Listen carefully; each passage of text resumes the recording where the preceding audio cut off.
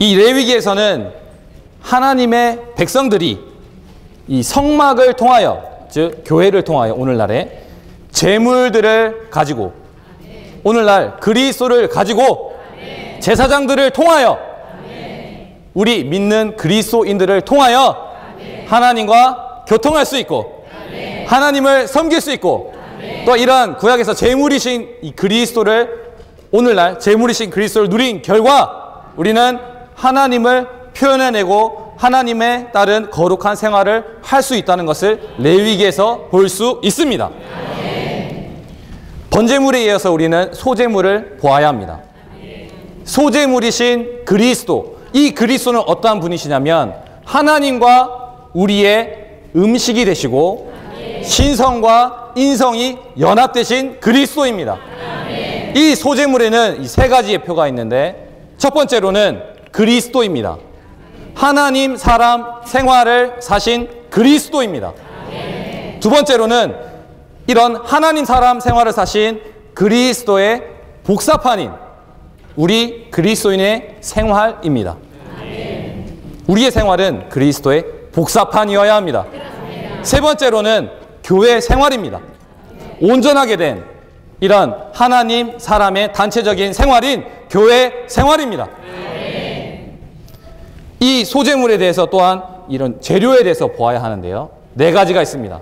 첫 번째는 고운 가루가 있습니다. 이 고운 가루는 예수님의 인성을 말하고 부드럽고 곱고 치우침이 없습니다. 우리에게는 이러한 예수님의 인성이 필요합니다. 이 타락한 이 시대에서 살아가면 살아갈수록 우리는 아니고 예수님의 인성이 필요함을 우리는 볼 수밖에 없습니다. 두 번째로는 여기에 기름이 더해져 있습니다. 하나님의 영이 더해져 있습니다. 고운 가루와 이 기름이 연합된 것입니다. 이 그리스도는 이러한 삶을 사셨습니다. 세 번째로는 유향이 있습니다. 부활 안에 계신 그리스도의 향기인 것입니다. 그가 삶을 살아가시는 동안, 인생을 살아가시는 동안 죽음과 부활의 삶을 사셨습니다. 네 번째로는 소금이 있습니다. 십자가를 상징하고 그리스도의 죽음을 상징합니다. 우리는 십자가 아래에서 살아야 합니다. 자아에 대해서 죽어야 합니다. 그리스도와 함께 연합된 이러한 생활을 살아야 하는 것입니다. 여기에는, 이 소제물에는 두 가지가 없습니다. 누룩과 꿀이 없습니다. 밀가루에 누룩이 들어가면 부드럽고 꿀이 들어가면 좀 달콤하지 않습니까? 그러나 이 성경에서, 특별히 출애굽기에서는 누룩은 죄, 부정적인 것을 말하고 있고 꿀은 천연적인 애정이나 선함을 이야기하고 있습니다. 우리가 제사장들로서 주님 앞에 나아갈 때에 이러한 죄의 것이 반드시 처리됨을 보게 됩니다. 그래서 나중에 속죄제물과 속건제물이 필요한 것입니다. 특별히 우리에게는 성취되지 않은 야심, 그리고 용서하지 못하는 마음들이 있습니다. 이런 것들이 주님 앞에 철저히 고해져서 드러나서 처리받기 원합니다. 번제물은 오직 그리스도의 죽음을 강조하고 죽기까지 순종한 그리스도를 상징하면서 이런 모든 걸 하나님께 바쳤습니다. 그러나 이 소제물은 이 하나님과 우리가 함께 만족하는 것입니다. 그리스도의 생활을 강조하고 있습니다. 고운 가루와 기름과 유향 전부를, 고운 가루 일부분과 이 기름의 일부분과 유향 전부를 하나님께 드렸습니다. 나머지 고운 가루와 이 기름은 우리의 몫이 되었습니다. 고운 가루와 이 기름이 이 연합된 것의 이 실제는 오늘날 어떻게 나타나 있냐면, 첫 번째는 우리는 주님을 사랑합니다. 오, 주 예수님, 당신을 사랑합니다. 함께 선포하기 원합니다. 오, 주 예수님, 당신을 사랑합니다. 두 번째는 우리는 매일 그분의 나타나심을 기다려야 합니다. 세 번째는 우리는 헌신해야 합니다. 주님, 오늘 하루 새롭게 헌신합니다. 나의 가정을 드립니다. 나의 직장 생활을 드립니다. 나의 자녀를 드립니다. 헌신하기 원합니다.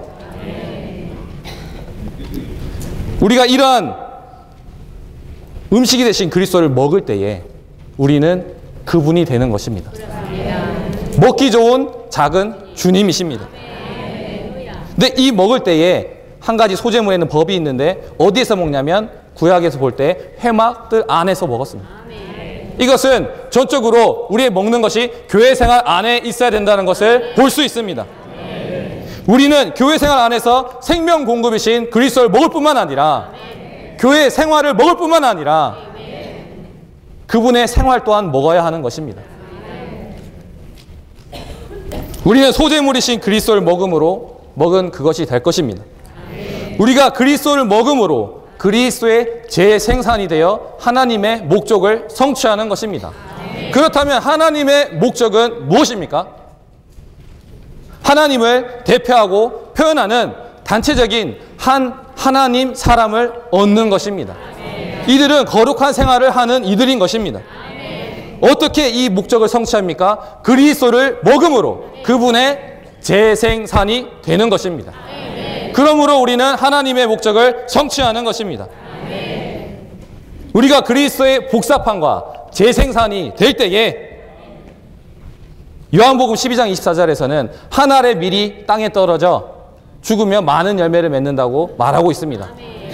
또한 이 먹는 부분에 있어서 이 요한복음 6장 57절에 이렇게 말하고 있습니다.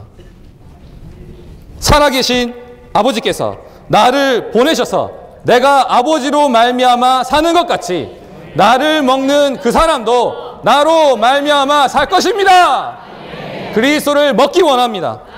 우리가 이 한 몸 안에서 교통하고 한 몸 안에서 섞이고 그리스도를 먹을 때에 우리는 이 예수님의 인성이 너무나 필요함을 보게 될 것입니다.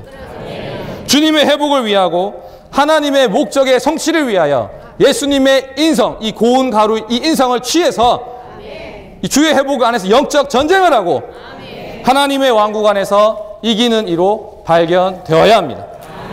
그렇다면 우리는 어떻게 먹어야 된다 하는데 어떻게 먹을 수 있습니까? 첫 번째, 우리는 하나님 사람 생활을 사신 이 그리스도를 반드시 보아야 합니다. 이 그리스도가 어떠한 생활을 사셨는지 본다면 두 번째로 우리 존재를 열어놓고 그분을 받아들여야 하는 것입니다.